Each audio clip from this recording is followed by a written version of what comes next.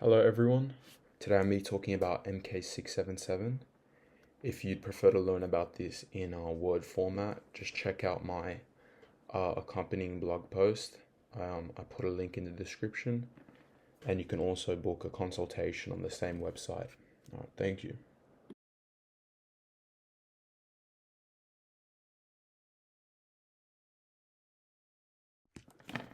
Just before jumping into the studies about MK677, I'd like to talk about its mechanism of action because honestly, I think that's quite important to understanding it and how significant it is.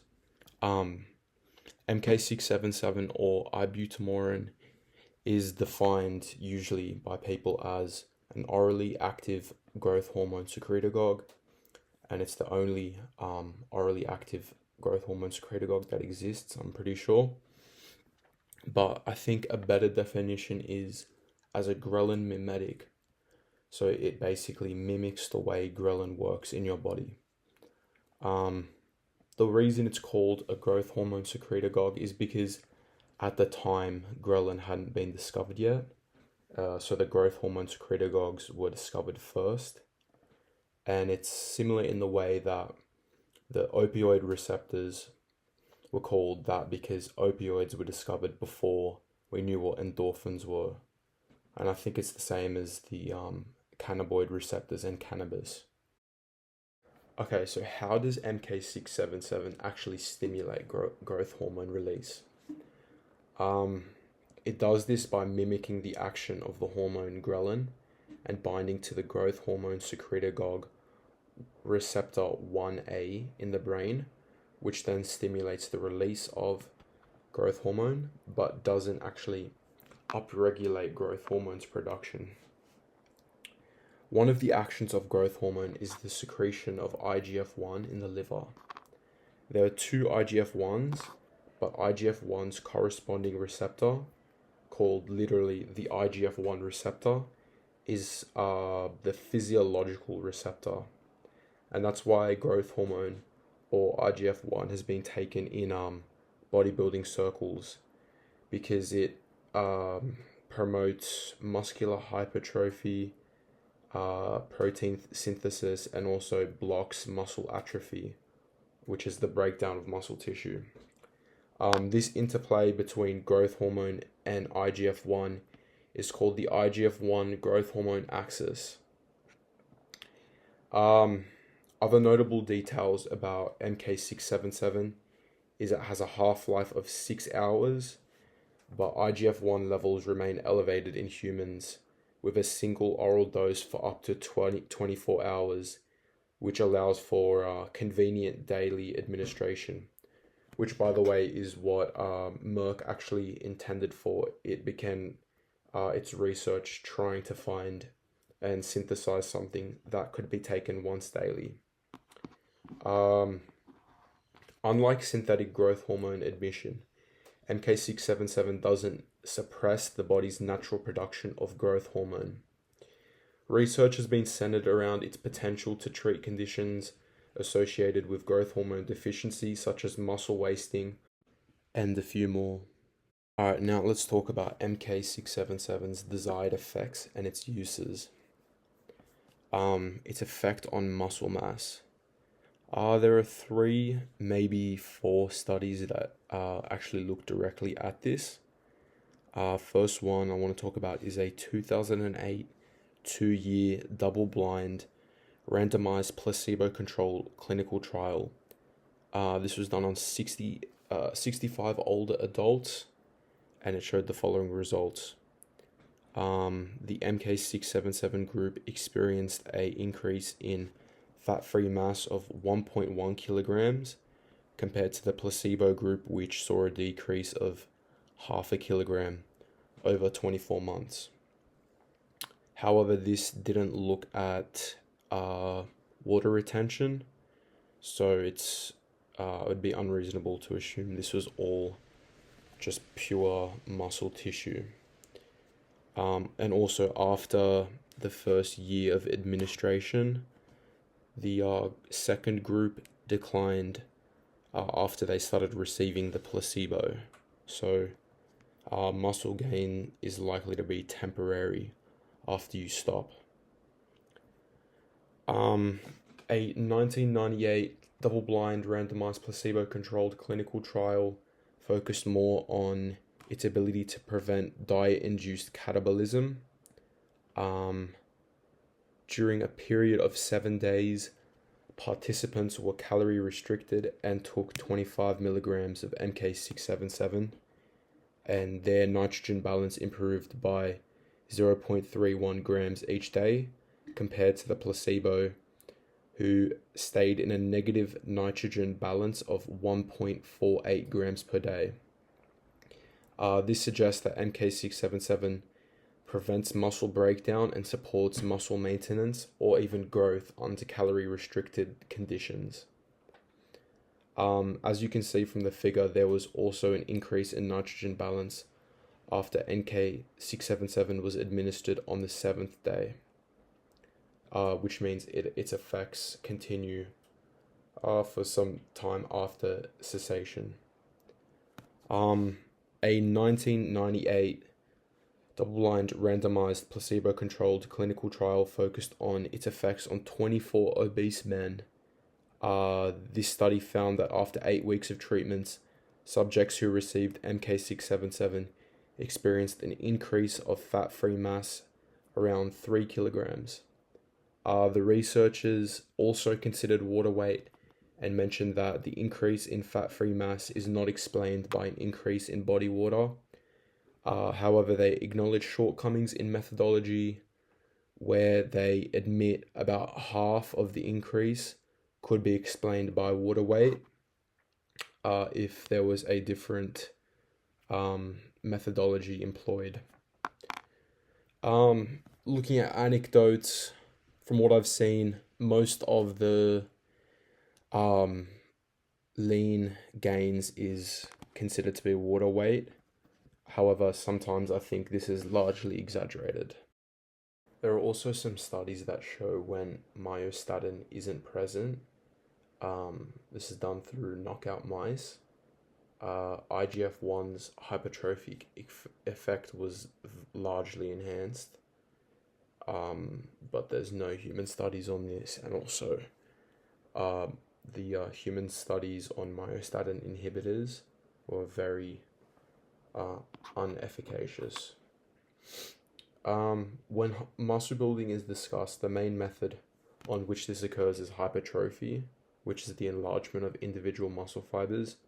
But there's also another process called hyperplasia, which is the increase in individual muscle fibers.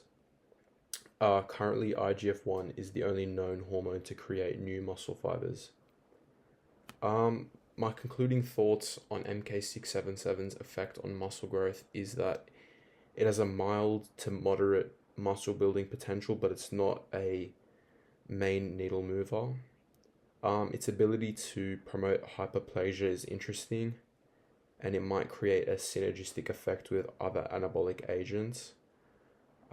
It may be useful to prevent muscle catabolism in a calorie deficit, but obviously as a ghrelin mimetic, it's going to be very hard to stay in a calorie deficit when taking it, unless you have incredible willpower.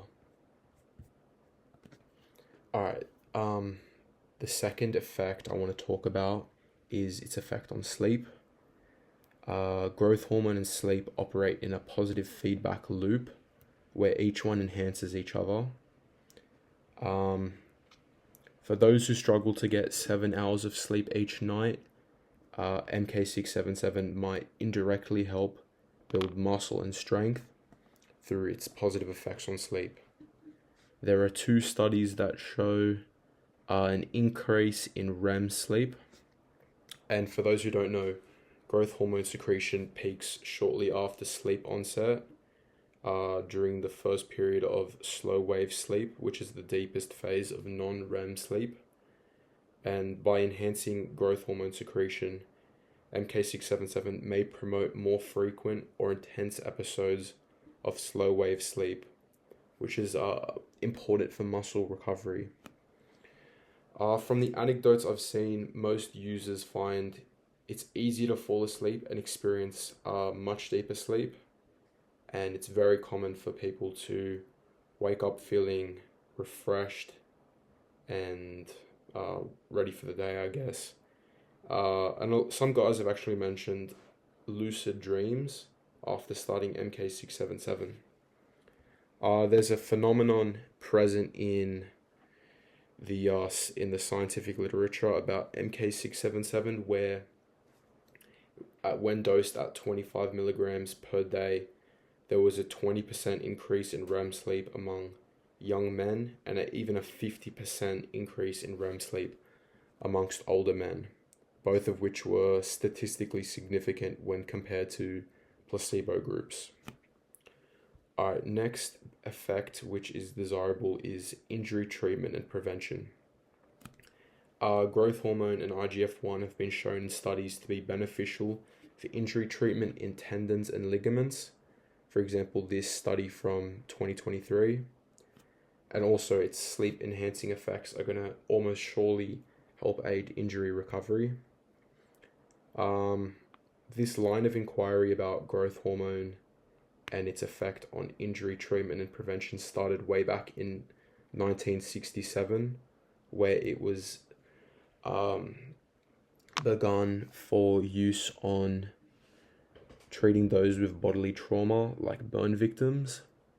This study from 1967 shows during growth hormone administration, there's an increase in intracellular water, which has been shown to treat and prevent injuries by maintaining synovial fluid and lubricating joints. For bodybuilders, injuries are quite common during the last week of dieting for a show when water is being depleted. The administration of MK677 to secrete growth hormone may be a positive way of extra injury prevention, although there are probably better compounds for this, such as peptides, such as BPC-157. Anecdotally, many powerlifting people report growth hormone to be not so much of a protective measure, but they report it's beneficial for joint pain. One of the biggest things overlooked about MK677 is its synergistic effect when combined with BPC-157. One study noted that BPC upregulates gene expression of the growth hormone receptor by 2.29 upregulates it by 2.29 times in tendon fibroblasts. This increase in growth hormone receptors can work synergistically with increased growth hormone through MK677. Additionally, growth hormone binds to the growth hormone receptor and activates JAK2 signaling, which plays a key role in mediating the growth-inducing effects of growth hormone. So there may be a synergistic effect between MK and BPC-157. For those who aren't sure, BMR stands for base metabolic rate, and it measures how much energy your body expends when doing nothing. So like lying around on the couch watching a movie and not eating anything. There are two studies that look at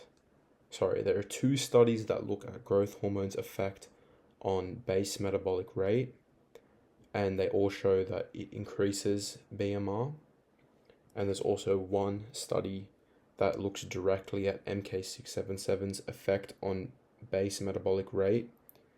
This is a 1998 study, and it found that administration did in fact significantly increase base metabolic rate, with one of the key differences being compared to traditional growth hormone administration, its increase in base metabolic rate was seen faster. It was seen after 2 weeks instead of 2 months for growth hormone injections. This graph shows the difference in base metabolic rate corrected for body mass after 8 weeks between MK677 administered group and placebo group. It's important to note that these results are found on obese men and may not yield the same results based on your individual body composition. However, if we were to extrapolate to non-obese men, MK677 would affect BMI in the following ways. If you were 100 kilograms, after about 2 weeks, your BMR would increase by about 150 calories, and then it would begin to stabilize after. I find it quite intriguing that the researchers were initially looking at its effect on obese people, despite it being a ghrelin agonist and having a massive increase in appetite. So that's why I think it's quite important to consider anecdotes. One of the more interesting desirable effects of MK677 is its ability to enhance muscle without affecting your hair or causing hair loss. A 2021 article called Growth Hormone and the Human Hair Follicle explored this relationship in really great depth. They conclude excess growth hormone causes greater hair growth in men, where in females it actually may outweigh this benefit. The mechanism by which it promotes greater hair growth is through IGF-1, which generally promotes a more potent anagen or growth phase, prolonging hair factor in hair follicles. An increase in anagen phase in the hair follicles will make your hair look thicker. Another study in 2018 looked at how growth hormone influences hair follicle biology through its interactions with the hypothalamic pituitary somatotropic axis. It also concluded that humans with growth hormone deficiency have diminished results to hair loss treatments like finasteride and minoxidil due to a lack of IGF-1. Explaining IGF-1 has a very complex role in hair follicle growth cycles.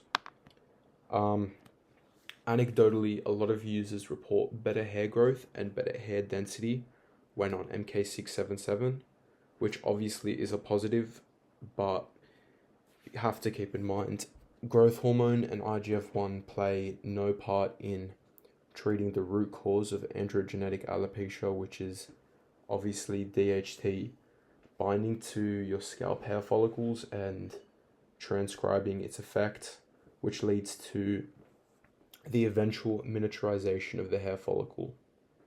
MK677 will make your hair look better, but not thicker, because it treats...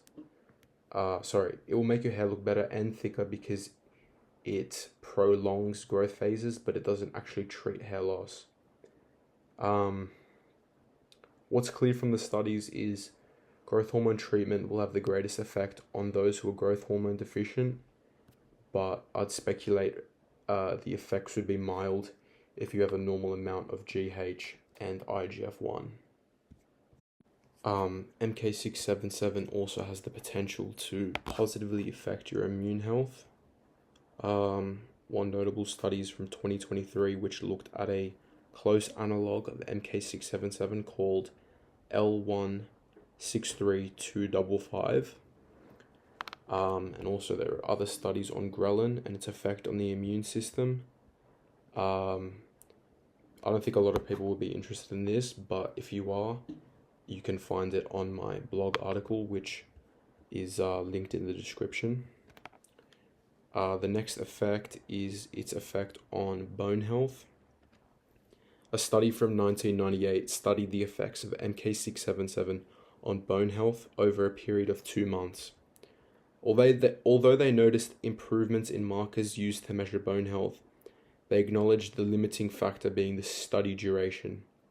This is because in other studies it took about 18 months for an increase to be seen in bone mineral density for patients treated with growth hormone.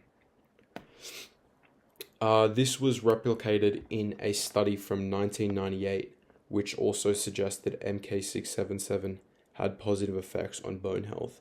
But once again, this was a short-term study, and longer studies are needed to know for sure. Anti-aging and longevity.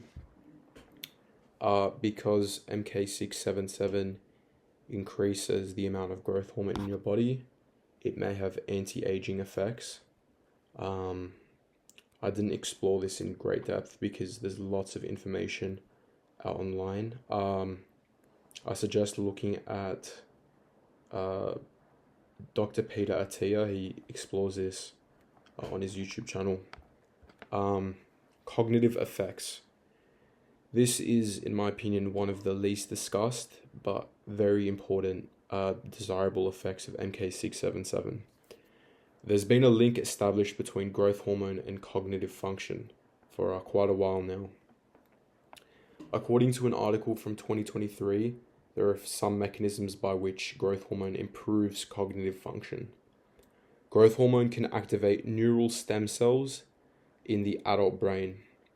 This can increase the number of neurons in key regions of the brain, particularly the hippocampus, which is critical for learning and memory.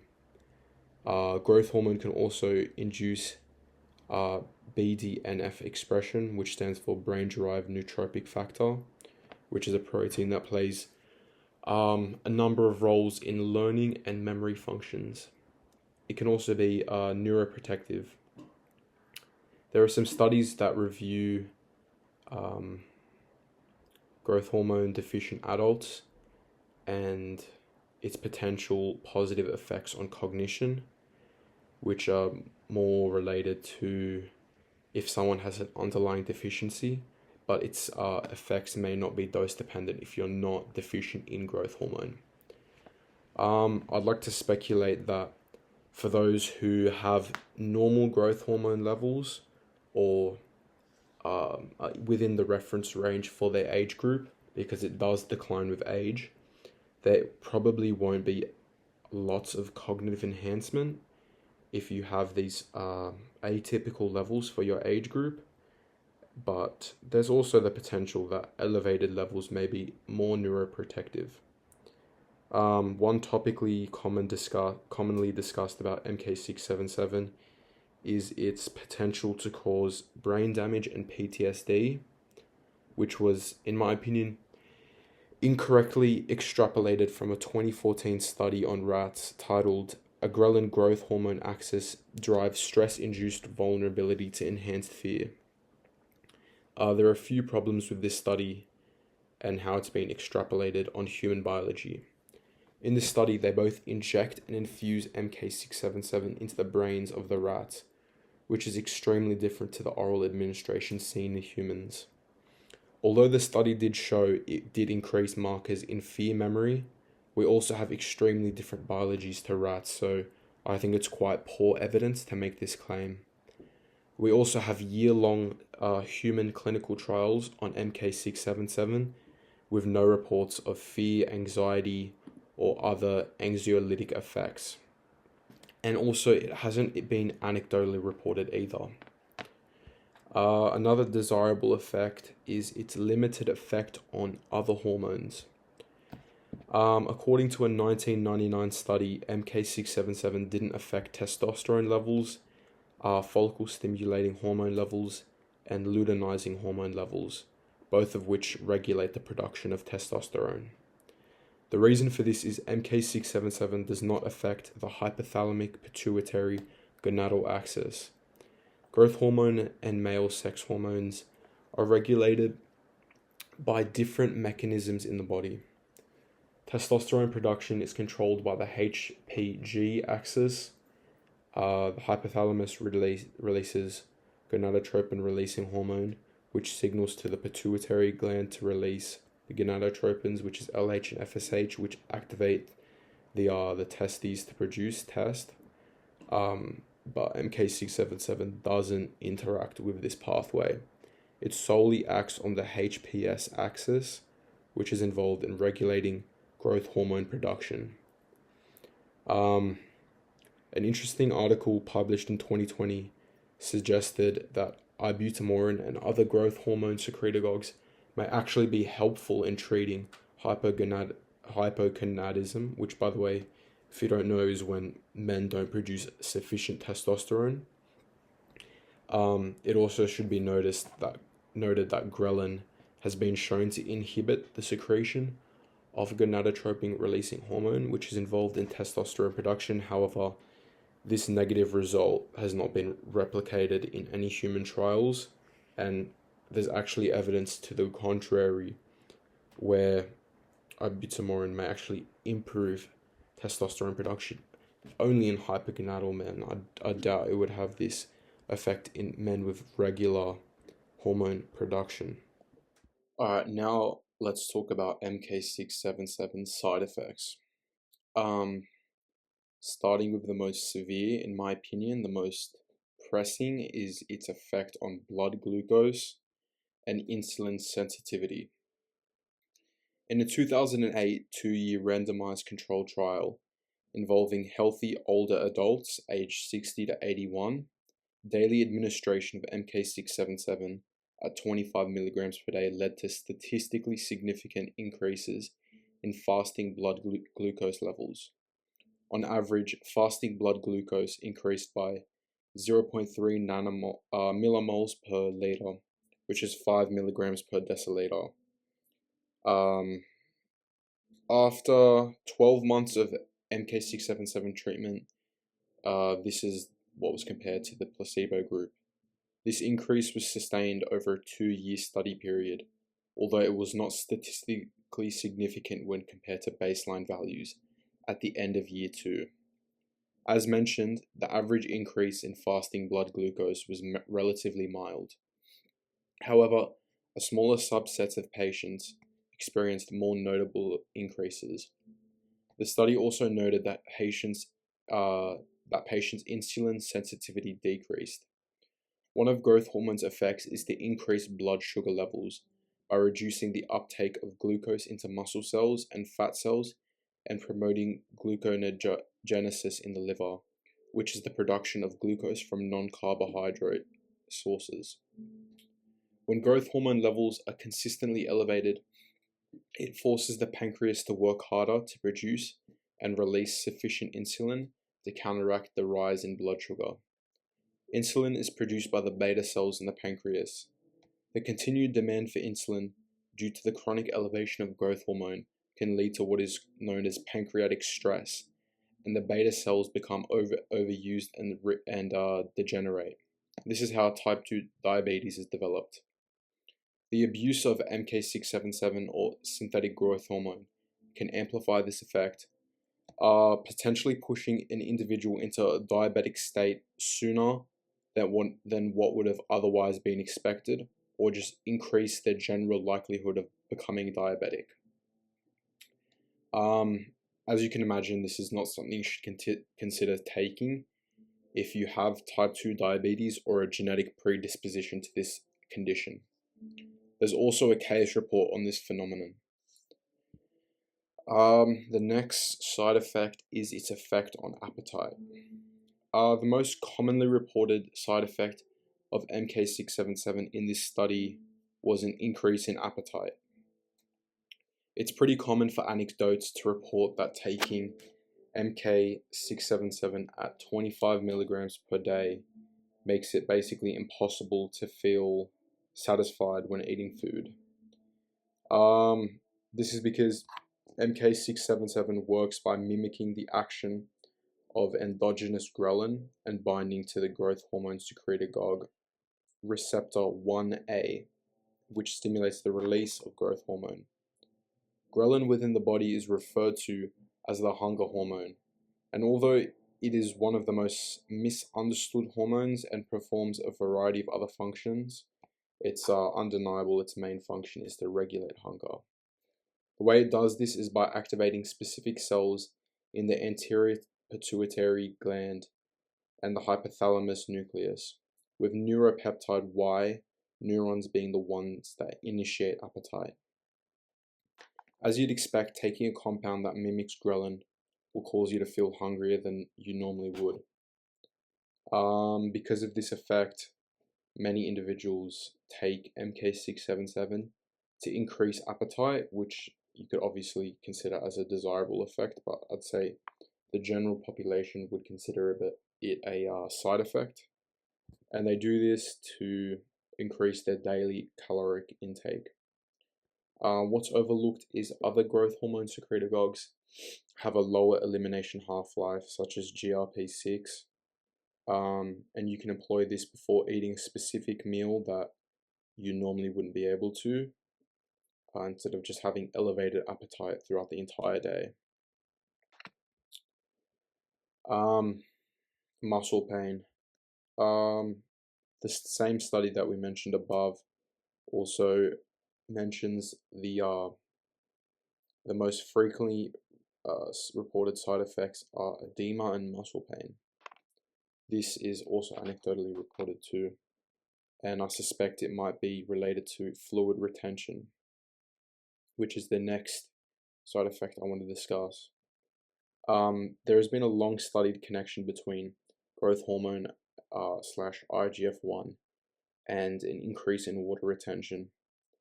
As I mentioned before, the study in 1967 on burn victims mentioned an elevated levels of potassium during growth hormone administration, which indicates a potential preference increase in intracellular water. A 1999 study titled Growth Hormone and Fluid Retention studied this in great depths, with researchers concluding that growth hormone administration was actually an effective treatment of chronic dehydration, which is a prevalent side effect of growth hormone deficient subjects. The increase in water retention from growth hormone doesn't seem to taper at higher levels. So when someone with normal growth hormone levels take MK677, they'll experience increased water retention on top of the regular levels they had pre-treatment. In anecdotal logs amongst bodybuilding circles, the most common side effect is extreme water retention. The following symptoms are puffy face, extreme pumps in the gym, which might sound good, but it's actually just a manifestation of extreme water retention, swelling around the abdominal region, and swelling around the ankles. Some note in their anecdotes that the extreme joint pain around knees and ankles makes it difficult for them to walk. This symptom can be considered a separate side effect, but it's basically a result of increased water retention. So as you can see, muscle pain, joint pain, and water retention are all somewhat connected. They could all be considered their own side effect, but it's better to discuss them separately. In the 2008 study on 65 patients taking MK677, the most reported side effect was an increase in appetite and also mild and lower muscle edema and muscle pain. It's likely that by taking MK677, you'll experience some degree of swelling or symptom of water retention, and prolonged periods of exposure could lead to some serious health consequences. Subsequently, I want to discuss its effect on joint pain, just while we're on the topic. So acromegalyx is it's a condition where people have the overproduction of growth hormone after childhood. In most cases, this is caused by a tumor in the pituitary gland. People with acromegaly have basically constant joint pain. So through extended use of MK677, you might develop the range of acromegalic symptoms, which I'm going to put up on the screen right now. However, with short-term usage, I doubt you would develop symptoms or a range of symptoms of acromegaly. When the body retains excess water, then there can be an increase in swelling in soft tissues around the joints, which puts increased pressure on the joints. particularly in weight-bearing areas like the knees and ankles, which unsurprisingly is where most report their joint pain. It's no secret that most people have huge total body weight increases initially after taking MK677 due to fluid retention. So your joints simply have to move more load around, and they don't grow as fast proportionally to tissues, especially when using performance enhancing drugs. MK677's effect on acne. This isn't one I really have seen discussed much, but there's an article from 2017 which explores a very strong correlation between the Western diet, which increases insulin and IGF-1, and the development of acne. So obviously MK677 would exacerbate how much acne you have if you're prone to it. This article explores the proposed mechanism by which this occurs, which is essentially IGF-1 upregulates inflammatory biomarkers in sebaceous glands. Effect on blood pressure. This is actually one that I somewhat it's a bit contradicting.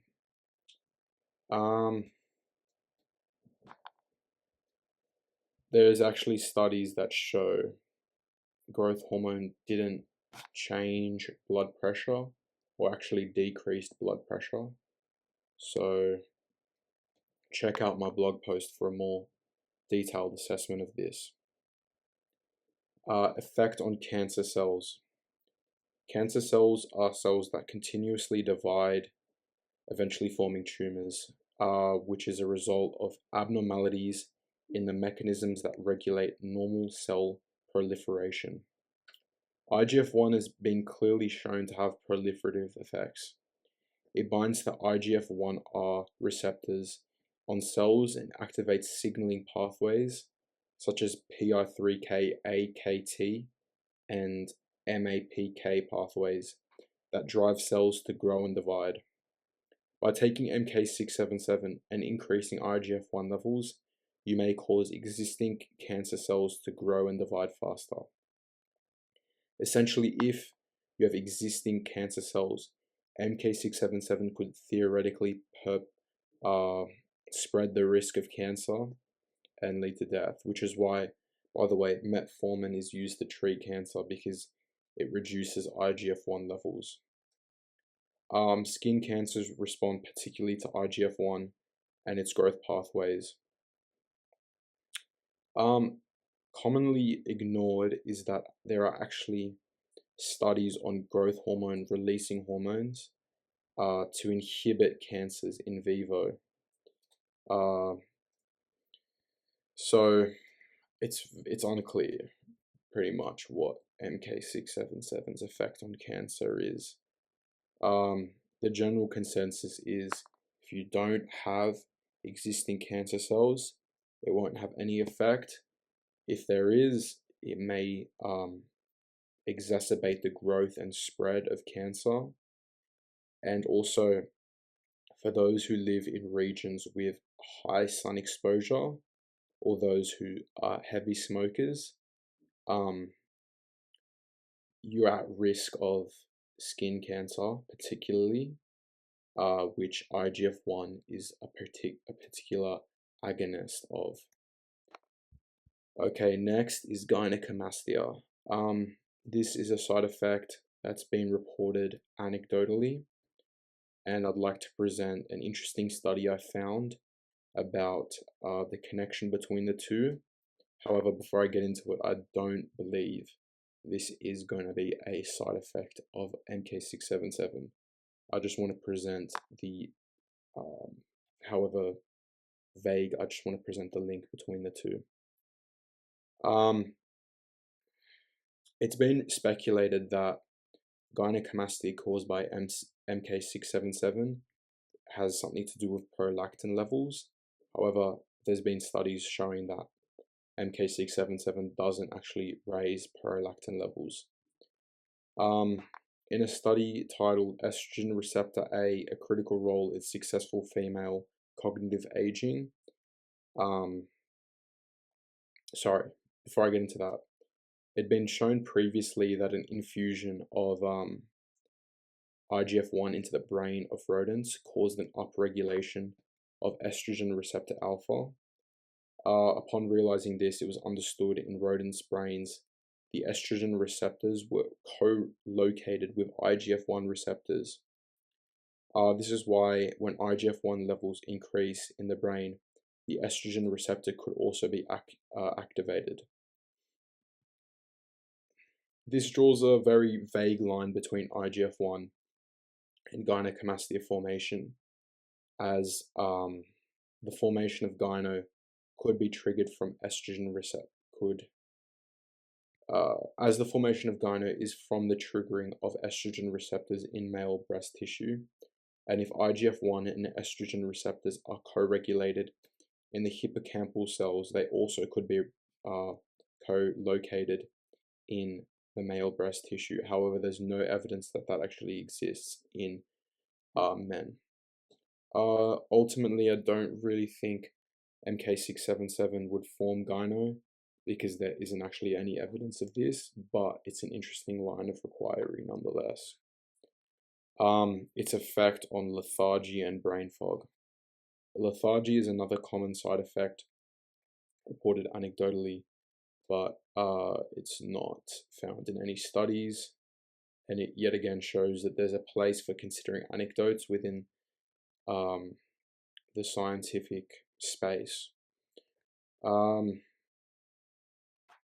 Yeah, so it's very, very commonly reported that it will make you feel lethargic, it will make you feel unmotivated, brain fog. All these things are quite common.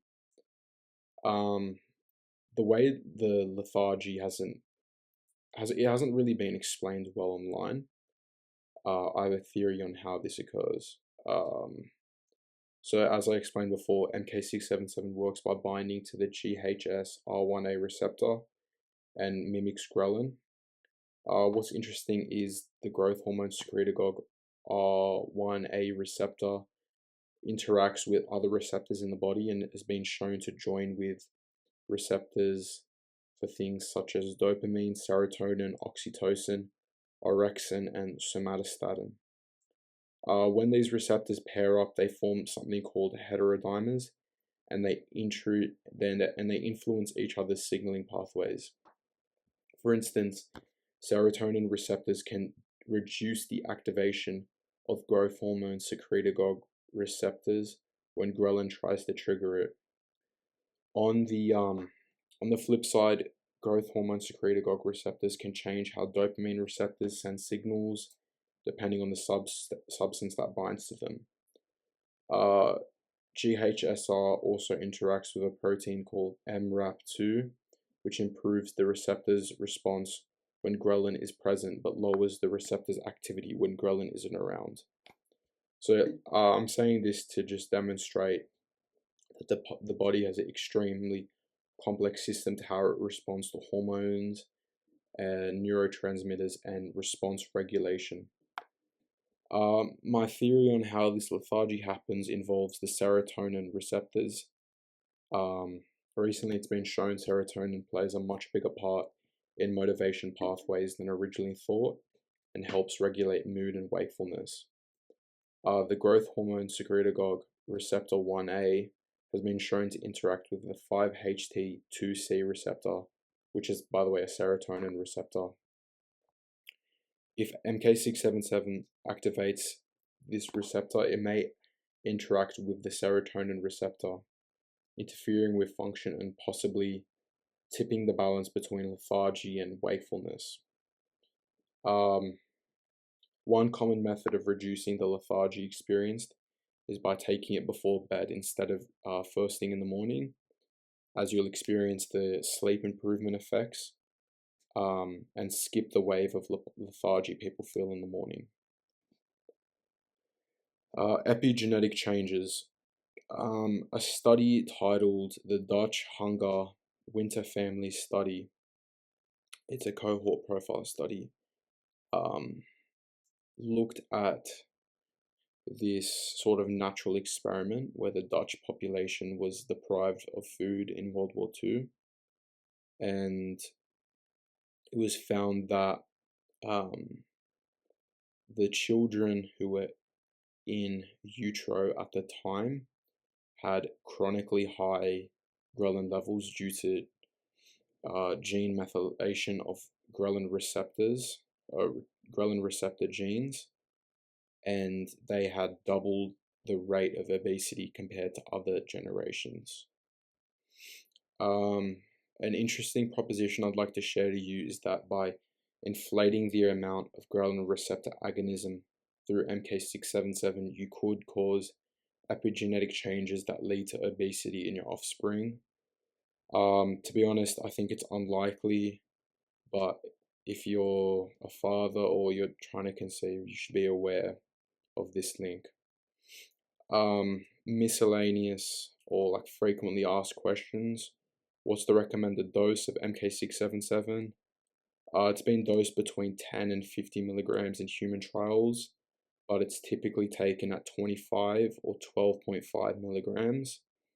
Many take it at 12.5 during the first week to reduce the extreme water retention that occurs during the first week.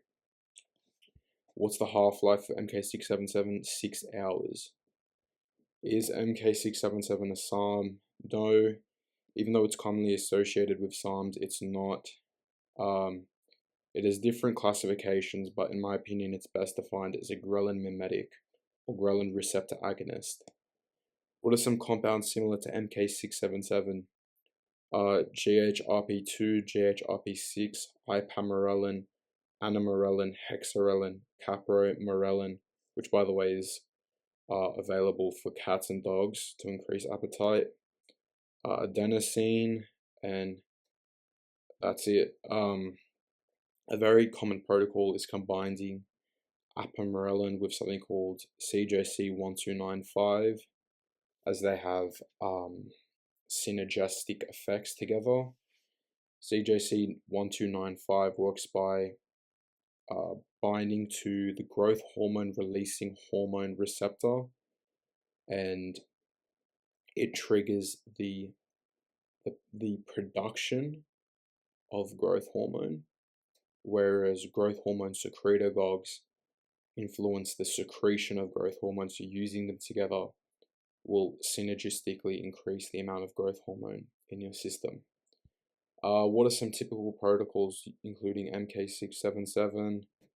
It's typically combined with a SARM, or sometimes people take it with diuretics to reduce water retention, and huperzine A might boost the effects of MK677.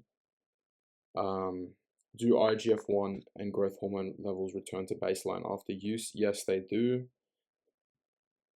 How does administration timing affect your experience with MK677? As I said before, taking it before bed reduces lethargy experienced during the day and also enhances sleep quality. Can MK677 increase height? It could, but only if you're going through puberty and your epithelial plates haven't closed yet. What's the biggest risk factor about MK677? A lot of people consider it to be the cancer cell growth. Sorry, no, the spread of existing cancer cells through the IGF-1 pathway, particularly skin cancers. But in my opinion, it would have something to do with insulin resistance and blood glucose levels. Also, water retention is actually very dangerous, even though it's considered a mild effect. I've seen chronically elevated intracellular water can actually be extremely dangerous for your health. So yeah, I'd say insulin sensitivity and water retention. Does MK677 affect prolactin or cortisol? Unlike most growth hormone secretagogues, MK677 doesn't affect either. Is research on MK677 ongoing? Yes, but it's undergoing through the new name LUM201. It's being researched by company Lumos Pharmacy for treating prepubertal children with idiopathic growth hormone deficiency. What is the history of MK677? Growth hormone releasing peptides were first synthesized in 1977. They were discovered when scientists were researching natural opioids or endorphins, which agonize the opioid receptors in the brain. And they began creating synthetic versions of them and eventually noticed that one of them caused growth hormone release in rodents. This is GHRP6. Because of the shortcomings of GHRP6, such as its short half-life and low bioavailability, which requires frequent injections, Merck Pharmaceuticals stopped its development, but used its model structure as a blueprint to develop a non-peptide mimetic that could be administered orally.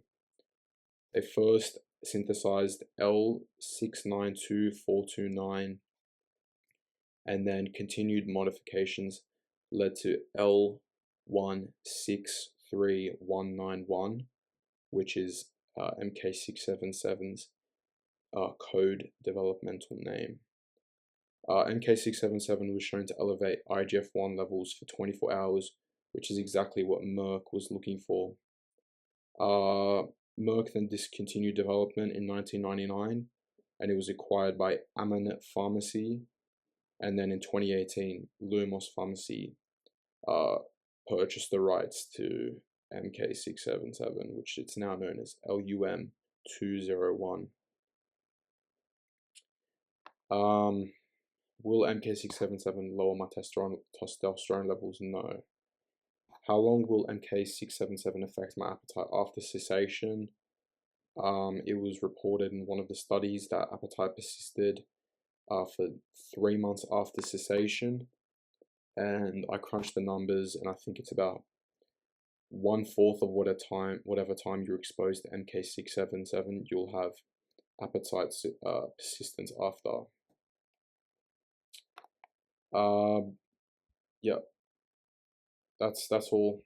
That's all the information on MK677. If you want to read the full version of this, check out my blog article on intelligentpersonaltraining.com. Take care, and I'll see you in the next video.